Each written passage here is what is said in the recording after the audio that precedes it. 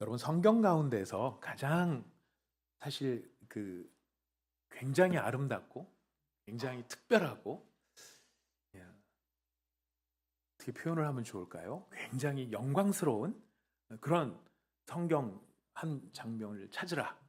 구약에서 찾아보라. 신약 빼고 구약에서 찾아보라. 범위를 좁혀드리겠습니다. 구약에서 찾아보라. 그럼 여러분 어떤 장면이 여러분에게는 가장 영광스럽고 멋지고 근사하게 생각이 되시겠습니까? 네, 분위기 보니까 이거죠. 지금 우리가 읽은 괜히 물어봤을까 싶긴 합니다. 사실 지금 우리가 창세기 24장 1절부터 11절이 우리한테 생생하게 느껴지지가 않고 그냥 막연한 느낌이 들다 보니까 이 본문이 그런가 보다 하고 읽히고 지나가는데, 사실 이 출애굽기 24장에 있는 이 말씀 때문에 예수님이 오늘 우리가 진행할 성찬식에서 이 잔은 내가 내 피로 세우는 새 언약이다라고 하는 말씀이 여기에서부터 출발하거든요. 오늘 본문 말씀에서부터 출발해서 지금 그 말씀을 하시게 되는 것이고요. 나중에 요한계시록을 보면 하늘로부터 새 하늘과 새 땅이 임하게 되는데, 그 새 하늘 새 땅 가운데 있는 새 예루살렘 성에서 하나님이 하나님의 백성들과 함께 영원히 그 새 예루살렘에 머무는 영광스러움을 이야기를 합니다. 그 영광스러움의 어떻게 보면은 프로토타입이라고 할까요? 그런 모습이 바로 지금 출애굽기 24장에 등장을 하고 있는 것입니다.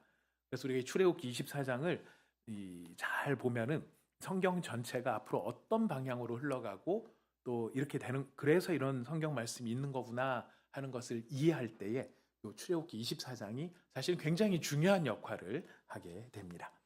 여러분, 우리가 성경 하나님의 말씀 가운데서 제일 좋아하는 말씀이나 힘이 되는 말씀 많이 있지만, 우리가 서로 간에, 저도 이제 자주 우리 성도님들에게 전화를 드리거나 또 인사를 나누거나 신방을 할 때에 이런 말씀을 자주 드립니다. 하나님이 함께 하십니다. 이 말씀 참 좋습니다. 여러분 다 좋으실 것 같아요. 그죠? 하나님이 함께 하십니다. 오죽하면 예수님의 이름이 임마누엘이시겠습니까? 하나님이 함께 하신다, 이 말입니다. 참 좋아하는 말입니다. 그리고 너무나 귀하고 복된 말씀입니다. 하지만 우리가 이 말씀을 너무 굉장히 좋아하지만 이 말씀이 얼마나 깊이가 있고 중요하며 무게감이 있고 우리가 알아야 될 중요한 뜻이 여기에 담겨 있는가를 우리가 잘 이해하지 못하면서 쓸 때도 있습니다. 하나님이 함께 하신다, 이게 무슨 뜻이겠습니까? 내가 외로울 때 외롭지 않게 해주신다. 여러분, 그 정도가 아닙니다. 우리의 마음에 상처가 있을 때 내 마음에 위로를 주신다, 이런 뜻도 있지만 그게 전부는 아닙니다. 괜찮아, 내가 네 옆에 있어 줄게 라고 하는 정서적인 격려, 굉장히 중요하지만 그것만이 전부가 아닙니다. 성경에서 하나님이 함께 하신다라고 했을 때 우리가 기억해야 될 가장 중요한 것은 언약이라는 사실, 약속이라는 사실입니다. 하나님의 결단과 하나님의 결심이라는 사실입니다. 하나님께서 영원히 함께 해 주시는 사람으로서 우리와 관계를 맺으셨거든요. 그런 관계의 주권자로서 책임자가 되어주시고, 또 이 백성을 끝까지 내가 절대로 놓치지 않겠다라고 하는 하나님의 다짐이자 약속, 우리가 이 하나님이 함께 하신다 하는 말씀을 통해서 들을 때마다 하나님이 이렇게 약속하시는구나, 이 하나님의 이야기구나, 이거를 먼저 기억할 필요가 있습니다. 여러분, 이런 하나님의 귀한 약속이 이제 성취가 되어야 되는데요. 하나님이 함께 하신다 선언한다고 되는 게 아니겠죠. 중요한 건 진짜 함께 하셔야 되겠죠. 진짜 함께 하시려면 한 가지 중요한 전제가 있습니다. 그 전제가 무엇이냐면, 하나님이 죄인과 함께 하시려면 죄인의 죄 문제가 해결되어야만 하나님이 그 사람과 함께 하실 수가 있습니다. 하나님이 우리와 함께 하시겠다라고 약속하신다는 것은 그냥 무조건 그냥 거기에 물리적으로 함께 한다, 이런 뜻도 담겨 있겠지만, 사실은 거기에 더 중요한 전제를 담아서 말씀하시는데, 내가 너와 함께 할 수 있도록 지금 조건도 안 되고 자격도 안 되고 더럽고 추악한 죄인 너의 죄 문제를 내가 해결하겠다. 사실 이 말씀이 크게 전제가 되어 있는 거지. 여러분, 우리가 누군가 이렇게 극률의 마음이 있고 또 자비의 마음이 있고, 그래서 예를 들어서 지금 뭐 밖에서 노숙을 하고 계시는 어떤 뭐 노숙자를 내가 한 사람 우리 집에 좀 모시고 어쨌든 이분이 정상적인 생활을 할 수 있도록 도와야 되겠다, 이 마음이 결심을 합니다. 그래서 이제 노숙자 한 분한테 제가 항상 함께 하겠습니다, 저희 집으로 모시겠습니다, 여러분 그렇게 모셔드릴 때에 여러분 그 모습 그대로 계속 두시지는 않으실 겁니다. 노숙자의 그 막 더러운, 오랫동안 씻지 않아서 냄새나는, 그 다음에 낡은 옷들, 막 온갖 뭐 이렇게 병이 또 상처가 있으면, 염증이 있으면은 뭐 그런 염증으로 말미암는 고름들, 또 막 씻지 않은 그 머리카락 뭐 아무렇게 돼 있는 이런 모습들, 여러분 이런 모습들을 그냥 계속 놔두면서 여러분 무슨 밥을 차려주시고 음식을 주시고 그렇게 하지는 않을 것입니다. 사실 우리가 누군가를 우리 집에 초청을 하고 저와 함께 살겠습니다라고 할 때는 우리가 그분을 또 깨끗하게 하는 게 있죠. 정결하게 하는 게 있을 것입니다. 인간적인 면에서 봤을 때도 우리가 누군가를 초청해서 함께 한다는 것은 바로 이렇게 뭔가 함께 한다라고 하는 것 말고 거기에 따르는 뭔가가 항상 붙어가는 것을 볼 수 있겠죠.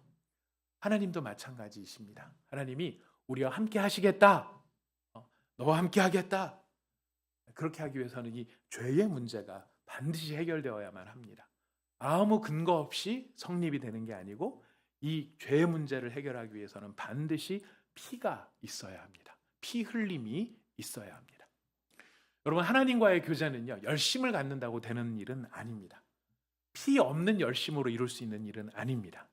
여러분, 애굽에서 이스라엘 백성이 나오고 시내산 아래까지 왔고 그들이 이미 구원을 받았고 출애굽을 했고 하나님이 십계명의 말씀을 주셨고 하나님의 백성으로 다 삼으셨습니다. 그렇게 삼겠다고 말씀도 하셨습니다. 근데 여러분, 이거를 확정하는 일이 남아있어요. 확증을 지어야 돼요. 결론을 내야 되는 겁니다. 언약으로 공식화해야 됩니다. 우리가 집에 무슨 전세 계약을 한다거나 매매 계약을 한다고 했었을 때 이 집 너무 마음에 드네요, 제가 이 집 사겠습니다, 성금도 얼마 보내고 제가 살 의지가 있습니다, 이렇게 해서 구두로 다 약속하고 그러십니까? 며칠 날 이사 오시겠습니까? 며칠 날 하겠습니다. 여러분, 이런 걸 다 이야기를 해도 이 계약이 계약으로서 확정이 되려면은 반드시 계약서를 써야만 되죠. 계약서에 도장을 찍어야만 되죠. 그래야 이 계약이 효력 있는 계약이 되는 것입니다. 이게 공식화되는 것이죠. 계약이 공식화되는 것입니다. 하나님께서 지금 이스라엘 백성들에게 말씀을 주시고 내가 너와 함께 하겠다라고 하는 이 약속을 이제는 공식화를 하셔야 돼요. 그냥 하나가는 지나가는 립서비스로 끝날 수 있는 문제가 끝나서는 안 되는 것이 됩니다. 그래서 하나님이 그 계약을 위해서 지금 모세를 이 시내산, 하나님께서 머물고 계시는 시내산으로 올라오라라고 이야기를 하십니다. 올라와서 하나님이 쫙 다 이야기를 해주셨죠. 십계명도 이야기해 주시고 율례를 이야기를 해주십니다. 그리고 백성에게 전하라 합니다. 백성이 그 이야기를 다 듣고 한 목소리로 하나님 앞에 화답을 합니다. 여호와의 모든 말씀을 우리가 준행하겠습니다. 여호와의 모든 말씀, 딴 게 아닙니다. 계약서대로 하겠습니다, 이런 겁니다. 계약서대로 하겠습니다. 하나님과의 관계가 영원할 수 있도록 계약서대로 하겠습니다. 얼핏 보면 참 아름다워요.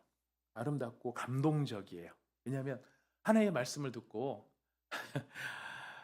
그래, 뭐 사인 해줄게, 뭐 뭐 그러죠, 뭐 이런 게 아니에요. 백성들은 기쁘게 지금 하나님 앞에 반응을 하는 것입니다. 그럼 그것이면 충분하지 않을까요? 하나님 백성들한테 다 얘기했더니 백성들이 다 좋다고 합니다. 기쁘게 그렇게 결단을 했습니다. 성경은 여기서 멈추지 않습니다. 한 걸음을 더 나갑니다. 한 걸음 더 나갑니다. 왜 한 걸음을 더 나가느냐면 인간의 다짐과 결심만으로는 하나님의 언약이 완성되지 않기 때문이에요. 백성이 대답도 하고 결단도 하고 순종할 의지도 가지고 있지만 하나님과 죄인 사이의 이 관계를 확증짓기 위해서 하나님은 모세에게 지시를 하십니다. 제단을 쌓아라. 그리고 뭘 요구하십니까? 번제와 화목제를 드려라. 그리고 거기에서 소를 잡아 번제 제물로 드리는 소에서 피를 받아서 그 피 그릇을 준비하게 하십니다. 여러분, 하나님과의 교제는요, 피가 생략된 인간의 열심만으로 되는 게 아닙니다. 그 열심만으로 열리는 것이 아닙니다. 인간의 의지가, 인간의 어떤 결심이 하나님의 이 언약의 효력을 끌어내는 것이 아니라 하나님과 인간 사이에 반드시 피가 있어야만 이 계약이 유효화되고 효력을 발휘하는 겁니다. 이 피라고 하는 것은 생명을 상징하는 것입니다. 생명을 걸고 하는 약속이라는 뜻이죠. 이 언약의 효력이 모든 내 인격과 삶과 이 모든 것을 다 드린 내 생명을 바쳐서 드릴 무엇과도 바꾸지 않고 어떤 상황에서도 변개하지 않을 가장 중요한 약속으로 이 약속을 체결합니다. 그래서 제물, 우리 창세기에서도 보지 않았습니까? 아브라함이 제물을 바치고 하나님과 언약을 세우는 장면을 보지 않았습니까? 그래서 하나님께서 지금 이스라엘 백성과 맺으신 모든 언약 끝에 오늘 지금 이스라엘 장로들을 초청하시고 그들과 함께 언약을 맺으시는 것입니다. 그리고 8절에 모세가 이렇게 선포합니다. 우리 8절 말씀을 읽어보겠습니다. 8절 시작.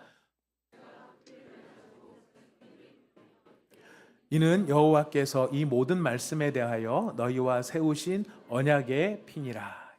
이 피를 백성에게 뿌려요. 백성들에게 지금 아까 받아놓은 소한테 받아놓은 피가 있죠.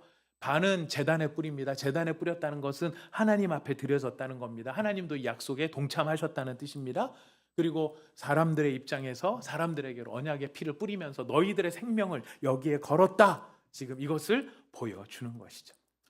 언약의 핵심은 여러분 기억해야 됩니다. 피가 있어야만 됩니다. 왜냐하면 그 피가 언약을 효력 있게 하기 때문에 그렇습니다.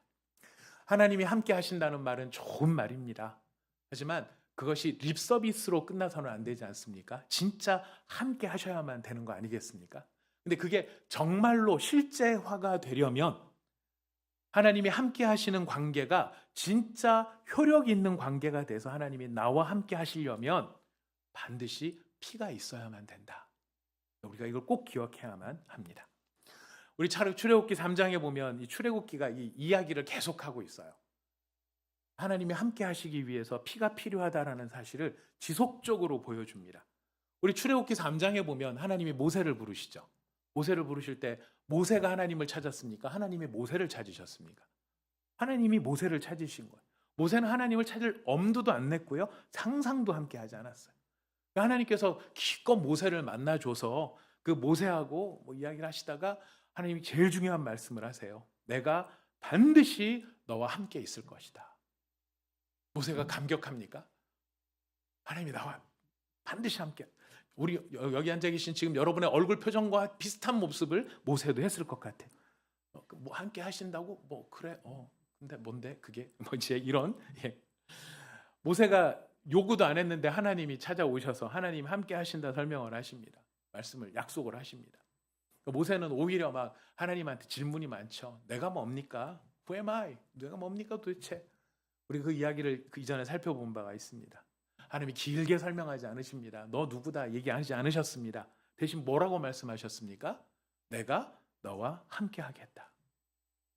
모세도 이 말이 무슨 의미인지를 제가 봤을 때 잘 몰랐던 것 같아요. 그리고 이게 얼마나 대단한 효력이 있는 말인지도 몰랐던 것 같아요. 아무튼 모세는 그냥 얼떨결에 그 약속을 받은 것 같아요. 하나님이 약속하셨어요. 내가 너와 함께 하겠다. 근데 출애굽기는 이 약속을 그냥 하나님께서 말씀하셨고 말씀하신 것을 야 함께 하니까 좋겠구나라고 감정적으로 뭔가 이렇게 좀 이렇게 정서적인 것으로만 처리하지 않습니다. 이 출애굽기 3장 뒤에 사실 출애굽기 읽으면서 가장 난해하다고 느껴지고 참 진짜 곤란하다고 느껴지는 성경이 하나가 등장을 하는데 출애굽기 4장 24절부터 26절이에요. 우리 같이 한번 찾아보실까요? 출애굽기 4장 24절부터 26절 읽어보겠습니다. 시작. 모세가 길을 가다가 숙소에 있을 때에 여호와께서 그를 만나서 그를 죽이려 하신지라. 십보라가 돌칼을 가져다가 그의 아들의 포피를 베어 그의 발에 갖다 대며 이르되 당신은 참으로 내게 피 남편이로다 하니 여호와께서 그를 놓아 주시니라. 그때에 십보라가 피 남편이라 함은 할례 때문이었더라. 여러분 좀 황당하지 않습니까? 여러분들은 무슨 말씀을 드려도 다 아멘으로 받아들이는 참 진정 복되신 분들이신 것 같습니다. 여러분 주님께서 우리에게 머리를 주셨을 때는 쓰라고 주신 것인 줄 알고 생각을 또 잘 해봐야 될 것 같습니다. 아니 언제 하나님, 모세가 먼저 찾은 것도 아니고 하나님이 찾아오셔서 모세가 요구한 것도 아니에요. 하나님, 절대로 저를 떠나지 마십시오. 전 딴 건 다 없어도 하나님만 계시면 됩니다. 이런 정말 간절한 바람을 모세가 했던 것도 아니에요. 오히려 하나님이 거듭 그냥 말씀을 하신 거예요. 함께 하리라, 함께 하리라. 근데 함께 하시겠다고 하시는 분이 지금 어떻게 하십니까? 모세를 죽이려고 하시잖아요. 어느 장단에 춤을 춰야 됩니까? 함께 하시는 장단에 춤을 춰야 됩니까? 죽이겠다고 덤벼드는 하나님 앞에 두려워하는 것으로 우리가 장단을 맞춰야 됩니까? 우리가 이걸 그냥 생각을 하면 하나님은 참 예측하기 어려운 분이시고 그때 기분에 따라 너무 자주 변하시는 분 같이 느껴집니다. 하나님 변덕스러우신 하나님 같아. 함께 하신다며. 근데 왜 죽일라 그래? 여러분은 혹시 그런 생각 안 하세요? 하나님이 나를 부르셔서 은혜 주시고 내가 끝까지 너와 함께 하겠다 그러는데 함께 하시는 것 치고는 여러분의 삶이 너무 안 함께 하시는 것 같지 않으세요? 우리한테도 그런 느낌이 있을지 모르겠습니다. 자, 그런데 왜 하나님께서 함께 하시겠다 약속하시고 지금 모세를 죽이려고 하시는 걸까요? 그리고 죽이려고 하는 모세가 살아나게 되는 이 과정이 무엇일까요? 모세의 아내 십보라가 모세의 아들의 포피 할례를 행한 것입니다. 여러분, 할례를 행할 때 그냥 한 게 아니라 포피를 베었다라고 돼요. 살을 베은 것입니다. 이 살 가죽을 베어서 피가 나겠죠. 그 피 나는 것을 모세에게 댑니다. 여러분, 하나님께서 이스라엘 백성을 언약의 백성으로 부르시고 지금 그들을 인도하시려고 하는데 지금 모세는 그 말씀을 듣고 와서 그럼 하나님께서 이렇게 하시는구나라고 하는 하나님의 약속과 언약을 먼저 어디에서부터 지금 시작을 해야 되면 가정에서부터 시작을 해야 돼요. 근데 지금 모세는 이야기만 듣고 왔지 그의 집안조차도 언약 아래 놓여져 있지 않은 거예요. 아들하고 가족들한테도 지금 너희는 하나님의 백성이야. 하나님의 백성으로 살아야 돼. 그래서 하나님과의 관계를 맺게 하지 않고 있었다라는 것입니다. 그냥 이야기 듣고 와서 떨렁떨렁 가고 있는 거야. 이렇게 하면 되는가 보다. 여러분, 이 말씀 오늘 지금 출애굽기 4장의 이야기가 우리에게 주는 중요한 메시지는 뭐냐면요. 하나님이 함께 하시겠다라는 이 약속은 그냥 값싸고 대충 해서 되는 그런 약속이 아니라는 거예요. 자동적으로 그냥 대충 되는 것이 아니라는 것이. 반드시 거기에는 뭐가 따라야 되느냐면 언약의 표지, 피 흘림이 꼭 필요하다라는 거예요. 누구조차도. 지금 방금 읽으셨죠? 누구조차도. 모세조차도. 하나님이 모세라고 봐주신 게 아니라는 거예요. 여러분들은 하나님이 여러분들 이름 대고 가면 하나님 봐주실 것 같으세요? 안 봐주실 것 같으세요? 좀 애매하세요? 여러분 하나님 앞에 가면 하나님 저 김은수인데요. 그럼 하나님께서 잘 왔다. 그래. 내가 너 옷도 안 입고 왔냐? 예복도 안 입고 왔냐? 옷도 안 빨고 왔냐? 근데 너니까 들어와. 괜찮아. 이렇게 하실 것 같으세요? 어떠세요? 모세를 보니까 하나님은 모세조차도 모세기 때문에 너는 예외 이런 게 없더라는 거예요. 모세이니까 더더욱 더 어떻게 해요? 피의 언약 아래, 언약의 표지 아래 있어야만 하나님의 임재하심이 보호의 효력을 발휘하더라 하는 것이. 하나님이 임하십니다. 임하시는데 피가 없는, 언약의 피가 없는 사람한테 하나님의 임재는 심판이에요. 언약의 피가 있는 사람에게 하나님이 임재하시는 것은 보호하십니다. 하나님이 누군가를 보호하시는 것은 그에게 언약의 피가 있느냐 없느냐. 이건 출애굽기가 일관성 있게 이야기를 하는 것입니다. 우리는 그냥 하나님이 나를 사랑하시니까 하나님 앞에 다 어떻게 해도 되지 이렇게 좀 나이브한 생각을 갖고 있는지 모릅니다. 그러나 여러분, 우리가 그 하나님의 말씀을 효력 있게 은혜로 누리기 위해서는 반드시 매번 항상 우리 마음속에 생각하고 기억해야 될 것이 무엇이냐면 내게 피가 있느냐라는 것이. 피가 있느냐. 6월절 이스라엘 백성도 보십시오. 그들이 이스라엘 백성이라서 사는 게 아니에요. 이스라엘이 의로워서 하나님이 건져주신 게 아니에요. 거기 그들을 위해서 어린 양이 죽었기 때문이에요. 어린 양이 피를 흘렸고 그 피가 문설주에 달라졌기 때문에 심판이 그 집을 건너가는 것입니다. 그리고 하나님께서 그 피를 보시며 이스라엘 백성과 함께 동행을 하시는 것이. 여러분, 이 언약의 피는 우리를 하나님 앞에 살게 하는, 하나님 앞에 살게 하는, 심판을 건너가고 보호를 받을 수 있게 해주는 장치가 됩니다. 두 번째로 이 피는 그 심판을 넘어가는 정도가 아니라, 살려주는 정도가 아니라 사실은 더 깊은 관계로 들어가게 합니다. 여러분, 지금 이 출애굽기 24장이 얼마나 영광스럽고 아름다운가 제가 말씀을 드렸는데요. 이때 올라간 사람들이 모세와 아론이 올라갔고, 나답과 아비후라고 하는 아론의 아들들이 올라갔고요. 이스라엘의 장로 70명이 따라 올라갔습니다. 그리고 그들이 하나님을 보게 되죠. 근데 이 장면이 왜 놀라우냐면요, 하나님을 보고 살아남았던 사람은 이때까지 없었어요.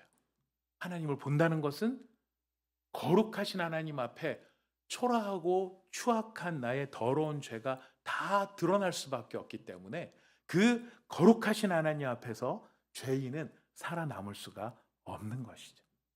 여러분, 이거 너무 어렵게 생각할 일이 아니고 제가 쉽게 말씀을 드리면은요, 여러분, 바퀴벌레를 보시면은 살려주십니까? 보내십니까? 여러분 집에 워낙 뭐 그럴 일들은 요즘에 많지 않겠지만은, 제가 옛날에 저희 신혼집, 신혼 신림동에서 신혼 살림을 했었거든요. 그때 저희 집에 그 당시에 제가 있었던 교회에서 일본에 있는 어느 교회와 자매 결연을 맺고, 이제 그 일본에서 오신 손님들을 맞이해서 저희 집에서도 한 분이 홈스테이를 하게 됐어요. 그래서 귀한 손님이 오신다고 제가 청소를 열심히 했거든요. 근데 평소에도 사실은 이제 아침에 새벽에 나가고 그럴 때 보면 가끔 이렇게 불을 켜면 뭐가 하나 휙 지나가요. 보면 바퀴벌레죠. 네, 집에 있구나 이렇게 생각을 하는데, 청소를 하다 보니까요, 생각보다 꽤 많은 바퀴벌레들이 저희와 동거를 하고 있더라고요. 네, 냉장고 밑에서, 싱크대 밑에서 막. 그거를 이제 청소를 처음에 살살 하다가 도저히 이래서는 안 되겠다 싶어가지고 폭탄도 터트리고 막, 하여튼 바퀴벌레를 어마무시하게 잡았습니다. 근데 그 바퀴벌레들, 여러분, 왜 그렇게 우리가 증오하죠? 뭐 바퀴벌레한테 뭐 뺏긴 거 있으십니까? 바퀴벌레 돈 빌려줬는데 못 받은 거 있으십니까? 네. 걔네들이 좀 뭔가 냄새를 풍기면 다니나요? 그러진 않죠. 그냥 본성상 싫어요. 생긴 거 자체가 그냥 싫어요. 생긴 거 자체가 싫어요. 저희 집사람이 이제 신혼 때 얼마나 여리여리하고 새 신부로서 얼마나 참 약합니까? 그래서 막 그 바퀴벌레 같은 것도 잘 못 잡고 막 그래요. 근데 교회를 갔다 왔더니 뭐 이렇게 탁 휴지를 하나 더 눌러놨더라고요. 이게 뭐야 그랬더니 바퀴벌레를 잡아놨대요. 어떻게 바퀴벌레 안 무서웠어? 그랬더니 무섭긴 한데 살려보낼 수는 없었다는 거예요. 본성상 싫은 거죠. 본성상 싫은 거죠. 여러분, 하나님께서 죄인을 바라보실 때 죄에 대해서 싫으신 거예요. 죄가 싫으신 거예요. 죄인이 싫은 거예요. 살려둘 수가 없는 거예요. 그 죄인들한테, 그 죄인된 우리들을 하나님이 살려내시기 위해서 필요한 것이 무엇이었느냐면 십자가의 보혈을 발라주시는 거예요. 우리는 바퀴벌레가 변해서 호랑나비가 됐다고 생각하지만, 사실 우리는 바퀴벌레에 십자가 마크 찍어주셔서 그 십자가 마크 때문에 살아가고 있는 거죠. 보혈의 마크 때문에 살아가고 있는 거죠. 그 보혈 때문에 하나님 앞에 나가도 죽지 않고 있는 것입니다. 근데 죽지 않고 있는 정도가 아니라, 오늘 성경 말씀이 더 영광스러운 것은 하나님이 이스라엘 자손들의 존귀한 자들에게 손을 대지 아니하셨고 그들은 하나님을 뵙고 먹고 마셨더라. 여러분, 하나님을 뵙고 먹고 마셨는데, 먹는 거는 이제 뭐 고기도 먹고 반찬도 먹고 떡도 먹고 그랬겠죠. 마시는 걸 뭘 마셨겠습니까? 피를 마셨다. 이거 아닙니다. 피 아닙니다. 피는 마시는 거 아닙니다. 뭘 마셨을까요? 성경에 보면은 보통 이럴 때 마셨다 그럴 때 포도주를 마시는 거예요. 잔치자리가 벌어진 거예요. 아주 흥겨운 잔치자리가 벌어져. 하나님 앞에 나가서 격식을 딱 갖추면 딱 긴장하고 앉아가지고 막 각 잡고 있으면서 그냥 하나님 이렇게 눈치 보고 있는 그런 정도가 아니라, 하나님 앞에서 즐거워하며 기뻐하며 그들이 하나님 앞에서 잔치를 경험하고 있는 이 모습인 거예요. 죽지 않았을 뿐만 아니라 하나님과 오히려 교제를 나누고 하나님과 동행하고 즐거움을 나누는 것, 여러분 이것이 그냥 된 게 아니라 무엇 때문에? 피 때문에. 피 때문에. 피는 죽음을 면하기 위한 최소한의 장치가 아니라 죄인들이 하나님과 교제를 할 수 있고 하나님과 동행할 수 있고 어떤 상황에서도 주의 이름을 부르며 주님의 손을 의지하고 붙잡을 수 있게 만드는 것, 그게 무엇 때문일까요? 바로 언약의 피 때문이라는 것이. 이게 언약의 피가 갖는 놀라운 능력이고 축복인 거예요. 다시 한번 여러분 꼭 기억해야만 됩니다. 피는 이 생명이죠. 생명을 건 제물의 피는 우리를 살려두기만 하는 것이 아니라 하나님과 교제하게 하는 것이죠. 왜? 지금 앞에 있는 애들이 다 죽어야 되는데, 이 앞에 있는 장로들도 다 죽어야 되는데, 이 장로들을 대신해서 짐승이 이미 죽었기 때문에 죽음이 건너간 거예요. 하나님과 식탁 교제를 나누는 것입니다. 여러분, 하나님과 식탁 교제를 나누면 얼마나 좋을까? 여러분 혹시 그런 생각해 보십니까? 하나님하고 식탁 교제를 나누고 밥을 같이 먹는다. 여러분 혹시 개인적으로 여러분이 나는 이 사람하고 한번 식사를 꼭 해봤으면 좋겠다. 비용을 들여서라도 이 사람하고 식사를 한번 해보면 좋겠다. 이런 분들 계시죠? 무슨 소리야? 나한테 돈 내고 나랑 같이 밥 먹어야지. 뭐 이런 것인가요? 예, 그 워렌 버핏이라는 사람이 항상 이럴 때는 끌려 나오는 것 같습니다. 워렌 버핏하고 식사 한 끼 하는 거 얼마면은 여러분 식사 한 끼 하시겠습니까? 이제 이분도 연세가 많아가지고요. 2022년까지만 하셨대요. 그때 제일 마지막에 식사 비용이 워렌 버핏하고 1시간 식사하는데 식사 비용이 1,900만 달러. 지금 환산을 해보니까 282억 원이었어요. 워렌 버핏하고 한 번 식사하는데 282억 원을 내면 같이 밥을 먹을 수가 있었던 거예요. 그 돈을 내고도 먹고 싶었던 사람이 있었던 거죠. 그 돈을 낸 사람이 얼마나 기뻤을까요? 나는 워렌 버핏하고 밥을 먹었어. 제가 친밀하게 지내는 이제 사랑의 교회 집사님 한 분 계신데 그분이 이제 좀 연세가 많으세요. 저한테 만날 때마다 가끔이죠. 가끔 그런 얘기를 하세요. 목사님은 옥하는 목사님이 사준 오뎅 먹어봤어요? 뭐 이렇게 얘기를 하세요. 본인은 예전에 사랑의 교회 다니실 때 그 사랑의 교회 옛날 주변에 포장마차들이 좀 많았거든요. 그래서 오뎅 파는데 본인이 오뎅을 막 먹고 있는데 누가 쓱 들어오시더래요. 그러더니 어이 양 집사님 오뎅 맛있어요? 예, 내가 사드리고 갈게요. 그리고 돈을 계산하고 가셨다는 거예요. 그래서 만나는 사람마다 나는 옥하는 목사님이 오뎅을 사주셨어. 오뎅을 사주셨어. 그 마음에 뭐가 있기 때문이에요? 존경과 사랑의 마음이 있으니까. 그리고 그걸 사람들이 아니까. 사람들이 그 얘기를 듣고 아이고 끝까지 오뎅 하나 갖고 그래? 그랬을까요? 야, 좋았겠다. 나도 그 오뎅 한번 먹어봤으면 좋겠다. 뭐가 있기 때문입니까? 그 대상이 얼마나 고귀하고 가치 있는지를 알기 때문이에요. 지금 여러분들께서 이스라엘 장로들이 하나님 앞에서 먹고 마셨다 이야기를 듣는데 이렇게 무덤덤할 수밖에 없는 이유는 여러분들이 하나님에 대해서 감이 사실 별로 없기 때문은 아닌가 또 생각을 우리가 한번 해봐야 되지 않을까 싶습니다. 어떻게 하나님하고 식사를 해? 어떻게 야 정말 예수님하고 식사 한번 하면 좋겠다 이런 생각들 우리가 있지 않을지 모르겠습니다. 여러분 하나님하고 이 교제를 나눈다는 게 사실은 정말 너무너무 어마어마한 일이 되다 보니까 이 가치를 깨달은 사람들은요 하나님과 동행하고 하나님을 믿고 하나님을 신뢰하는 일에 뭐까지 거느냐면 자기 목숨까지 걸더라는 거예요. 일본 그 엔도 슈샤쿠라고 하는 사람이 지은 침묵이라는 소설이 있습니다. 일본의 막부 시대 때 많은 순교자가 나왔어요. 우리는 지금 일본 그러면 기독교 인구가 한 1%도 안 되기 때문에 일본은 예수 믿기 참 어려운 나라다 이렇게 생각을 해요. 맞습니다. 참 어려운데요. 근데 사실 여러분 놀라운 사실은 일본이 기독교 국가가 될 뻔한 적이 있었다는 거예요. 굉장히 많은 사람들이 막 그 일본 전토를 두고서 예수를 믿는 그 은혜의 열풍이 쫙 몰아치는데 막부들이 이대로 가만두다가는 서양 열강에다가 이 나라가 뺏기게 됐다, 주권이 없어지겠다 이런 생각 속에 대대적으로 박해를 시작합니다. 그래서 일본 막부 시대에 일본 사람들 약 100만 명가량의 순교자가 나와요. 우리랑은 달라요. 케이스가 달라요. 엄청나게 많은 사람들이 죽었어요. 그때 죽일 때 어떻게 죽였냐면, 어떻게 분별을 했느냐면, 소위 말 예수님의 초상화, 예수님이 그려져 있는 이런 초상화를 하나 놓고 침을 뱉고 밟고 지나가라고 하는 거예요. 우리 속으로 생각하잖아요. 믿음으로, 마음으로 믿는 게 중요하지, 뭐 그까짓 거 뭐 초상화가 대단한 거라고 발로 밟고 가면 되지 뭐. 보니까 그러실 분들이 꽤 많이 계실 것 같은데요. 근데 그런 문제가 아니죠. 이건 그 문제가 아닙니다. 정말 예수를 주로 인정할 것이냐 말 것이냐.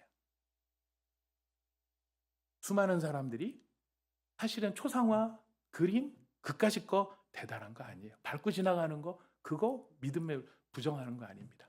하지만 공개적인 장소에서 예수 그리스도는 나의 주님이시고 그분이 나를 위해서 자신의 몸을 내어 주셨으며 그분이 나를 부끄러워하지 아니하시고 그분이 나를 사랑하시는데 내가 어떻게 그분을 부인할 수 있겠습니까? 이것이 순교를 당하는 그 사람들의 고백이었던 거죠. 내 목숨보다도 더 소중하신 예수 그리스도. 여러분, 이건 광기일까요? 아니죠. 깨달음입니다. 깨달은 것입니다. 하나님이 어떤 분인지를 깨달은 것이고 예수님이 어떤 분인지를 아는 것이. 그분을 알게 되니까 내가 지금 여기서 그분을 부인할 수가 없는 것이죠. 그분이 어떤 분인가? 그분의 흘리신 보혈이 어떤 보혈인가?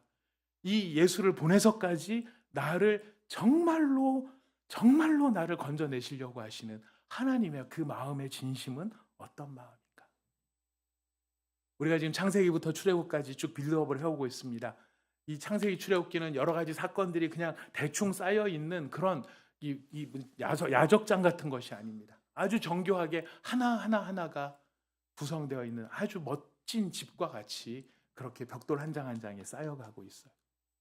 하나님 인간을 얼마나 사랑하시는지 손수 지으신 옷으로 가죽옷을 해입히셨죠. 그때도 피 흘림이 있었습니다. 아벨의 제사에도 피 흘림이 있었습니다. 아브라함이 모리아산에서 대속하는 여호와 이레의 순양을 잡아 죽일 때도 피 흘림이 있었습니다. 유월절 어린 양에도 피 흘림이 있었습니다. 이런 피 흘림은 우리를 예수님의 십자가 앞으로 데려가는 것이죠. 빌드업의 최종 목적은 무엇입니까? 골대에 골을 넣어야죠. 그 골이 싹 들어가는 그 장면이 무엇이냐면 그리스도 예수의 십자가입니다. 예수님께서 유월절 식탁에서 잔을 드시면서 말씀하십니다. 이 잔은 내 피로 세우는 새 언약이다. 예수님이 왜 잔을 드시면서 이 잔은 내 피로 세우는 새 언약이라고 말씀하실까요? 뭐 새 언약인갑다. 아닙니다. 이런 출애굽기 24장에 여러분 아까 8절 읽으셨잖아요. 8절에 이렇게 말씀하세요. 여호와께서 이 모든 말씀에 대하여 너희와 세우신 언약의 피니라. 이때 세워졌던 언약, 이 언약을 대체하는 새로운 언약, 완전한 언약, 이것이 내가 흘리는 피, 내가 죽는 십자가, 이것으로 말미암아 너희를 구원하고 사랑하시는 하나님의 은혜가 영원히 너희를 떠나지 아니한다. 함께한다. 그 증거가 내가 흘리는 피다. 지금 이야기하시는 겁니다. 여러분, 이게 왜 중요할까요? 말씀을 정리해 결론적인 이야기입니다. 이게 굉장히 중요한 이야기죠. 우리 믿음의 사실 전부예요. 이 믿음이 우리 믿음의 가장 중요한 내용이에요. 여러분들은 흔들림이 좀 없으세요? 자주 흔들리는 편이라고 생각되세요? 여러분 삶을 이렇게 생각을 해보시면 하나님이 나를 막 사랑하실 것 같으세요? 안 그러면 좀 사랑하실 것 같다가 안 사랑하실 것 같다가 그렇게 생각이 되세요? 늘 사랑하실 것 같으시죠? 아멘. 그렇습니다. 근데 우리는 어떤 날은 기도가 잘 되는 날이 있는가 하면은요, 어떤 날은 하나님이 멀리 계신 것 같아요. 어떤 날은 믿음이 있는 것 같고요. 어떤 날은 아주 그냥 깨박을 치면서 뒤집어지는 날이 있습니다. 아주 완전 잡쳤다 그러죠. 씨름에서 보면 잡치기 기술이 있습니다. 완전히 뒤집어 엎는 기술이 있죠. 우리 마음은 계속 요동을 해요. 이제 우리가 성찬에 참여를 해야 되는데 성찬식을 하려고 그럴 때 여러분 이 성찬을 내가 양심껏 받으면 받을 수 있겠습니까? 전 받을 수 있습니다. 어제 제가 보통 때는 새벽 1시까지 꼭 넷플릭스에서 영화를 보고 드라마를 보고 주일이라 좀 편안한 마음으로 제가 잠을 자는데, 제가 오늘은 성찬을 받기 위해서 어제 무려 11시에 잤다는 거 아닙니까? 저는 성찬에 임할 자격이 있습니다. 혹시 이렇게 생각할지 하실 수 있을지도 모르겠습니다. 우리는 나의 조건을 많이 생각합니다. 내가 좀 잘하면 하나님도 나랑 가까운 것 같고, 내가 좀 기분이 안 좋으면 하나님이 좀 멀리 계신 것 같고, 내가 성공하면 하나님이 나와 함께 계시고, 내가 실패하면 하나님이 안 계신 것 같고, 이런 느낌들을 우리는 가질 때가 있어요. 그러나 이런 우리를 향해서 오늘 출애굽기 23장은 너희가 하나님이 세우신 언약 아래에 있다라는 것은 너희들이 조건이 어떻든 기분이 어떻든 감정이 어떻든 상태가 어떻든 하나님은 너희와 함께 하신다. 떠나지 아니하신다. 너희를 붙잡으신다. 너희를 용서하신다. 너희를 붙드신다. 이 사실이 변함이 없다. 변함이 없다. 하나님은 우리한테 감정을 끌어올리라고 요구하시지도 않으시고요. 우리한테 기분을 바꾸라고 말씀도 아니하세요. 하나님 우리한테 딱 한 가지만 이야기하세요. 믿으라 라고 이야기해요. 믿으라. 믿으라. 우리의 조건이 있는 게 아니라 하나님의 역사하신 그 언약의 신실하심. 여러분 이 모습의 가장 아름다운 모습이 무엇이냐면, 예수님이 십자가에 달려 돌아가실 때 예수님 양쪽 편에 다른 죄인들이 같이 매달려 있었습니다. 그 죄인들은 진짜 죽어야 할 죄인들입니다. 살인을 졌는지 뭐를 했는지 십자가에 달릴 만큼 아주 사악한 죄를 지은 두 죄인이 함께 매달렸어요. 평생을 살아오면서 그들이 어떤 선을 행했는지 모르지만 인생의 마무리는 죽음이었어요. 형벌이었어요. 형벌로 죽는 그 형벌의 자리 가운데 좋은 일이라는 것을 해보지도 않았던 그 사람들 중에 한 사람이 예수님을 향해 말합니다. 주님, 저를 불쌍히 여겨 주시옵소서. 예수님이 그에게 뭐라고 말씀하시죠? 아멘. 오늘 밤, 오늘 저녁 네가 나와 함께 낙원에 있을 것이다. 헌금을 했습니까? 헌신을 했습니까? 봉사를 했습니까? 그 어디가 선교를 했습니까? 목회를 했습니까? 교회를 건축했습니까? 뭐를 했습니까? 아무것도 없어요. 주님이 한 가지로 말씀하시는, 내 피가 너를 덮었다. 내가 흘린 보혈이 너를 덮었다. 내가 너와 함께한다. 사랑하는 여러분, 하나님이 어떤 상황에서도 나와 함께 하신다는 근거는 예수 그리스도의 보혈 때문입니다. 우리가 더 열심히 준비하고 최선을 다했고 내가 더 많은 것을 했다고 해서 내가 하나님이 함께 하시는 게 아니고, 우리가 그리스도 예수의 보혈 안에 있기 때문에 함께 하는 것입니다. 예수의 피 아래에서 우리는 버려지지 않습니다. 예수의 피 아래에 있기 때문에 우리는 도망치지 않습니다. 예수의 피 아래에 있기 때문에 우리는 하나님과 함께 걸어갑니다. 사랑하는 여러분, 보혈 아래 있는 사람은 흔들릴까요? 안 흔들릴까요? 이제 빨리 마무리하고 이제 우리 식탁 교제를 해야 돼요.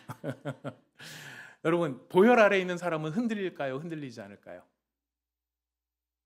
좀 정확하게 한번 얘기해 보세요. 보혈 아래 있는 사람은 흔들릴까요? 흔들리지 않을까요?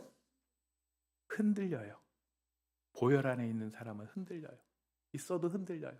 그러나 중요한 게 뭡니까? 버려지지 않는다라는 것이. 보혈 아래 있는 사람도 넘어질 수 있습니다. 그러나 그것으로 끝나지 않습니다. 보혈 아래 있는 사람도 두려울 수 있습니다. 그러나 혼자가 아닙니다. 왜요? 하나님이 우리와 함께 하시겠다라고 하는 그 약속을 예수의 보혈로 확증해 주셨기 때문입니다.